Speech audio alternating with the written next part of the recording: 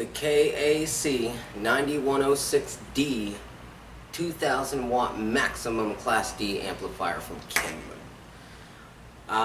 You know I'm not a fan of Kenwood. Fuck this piece of shit. I'm going Pioneer all the time. I got this at a pawn shop for $99.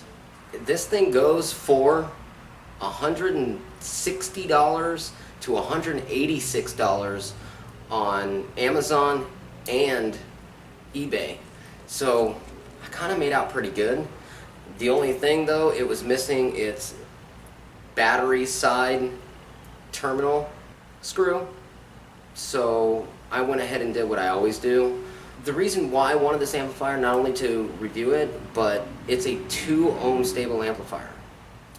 Everybody remembers I have a VVX version 2. It's a dual 4, but I only purchased one of them.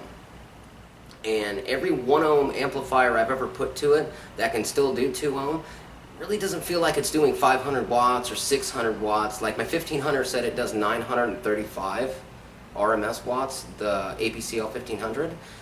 It just doesn't seem like 900. Hell, it doesn't even seem like 600 sometimes. So, but I also notice if you have a 1 ohm stable amplifier and a 2 ohm stable amplifier and you match it to that ohm load, it kicks ass. Let's go find out if this bitch bumps. It's shiny, Kenwood. This lights up. I guess it's supposed to be part of the W, but this lights up in red, which I like. Black paint. This is aluminum, plastic, or yeah, it's some hard plastic. And then aluminum. And then these sides. I really hate these sides, the removable sides, because this happens. When you go to a pawn shop, they never send these with it. They're always gone. It's just like my Alpine. See? It never came with the sides. I bought this amplifier like that. Pisses me off because it would actually look pretty good. You know, but why do them that way when you can with the other type of connections? But, you know, that's what you get at a pawn shop. So there are your inputs, your outputs. You got your input sensitivity, which is gain. Your infrasonic frequency, which would be your subsonic, bass boost, and low pass filter.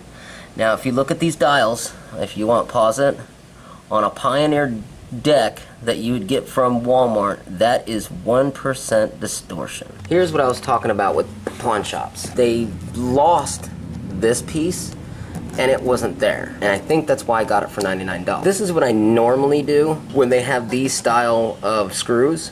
I hate these things. I like the one where you push the 4 gauge in and then you screw it down. Even in the manual they said these things are 4 gauge wire inputs. You can't fit 4 gauge under there. Even if you Y them and split them under there, they still don't fit. They don't hold, they pop out. What I do is take a ring terminal and I shape it in a square and I slide them in there and then I just put the bolt right through it. Dude, these things aren't coming out. Now this one didn't have one, so on the bottom, you know, they all have holes in it. So I just stuck a bolt through it, put a washer on it, and put a nut on it. Fuse rating, 120. If it's not doing close to that. Now, if you see what this says, 2000 watts max. In the manual it says it's 1000 watts RMS. But I think this number right here, 91006.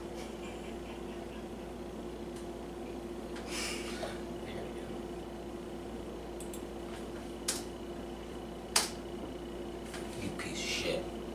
I believe it's more of a 900 watt amplifier.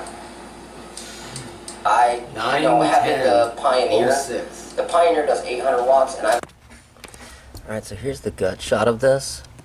Not what I expected it to be. Look how big those FETs are. That's weird. I've never seen them that big. I've always seen them about that side or slightly bigger. Oh, there it is. I'm going to be using KAC. Live well, bass on.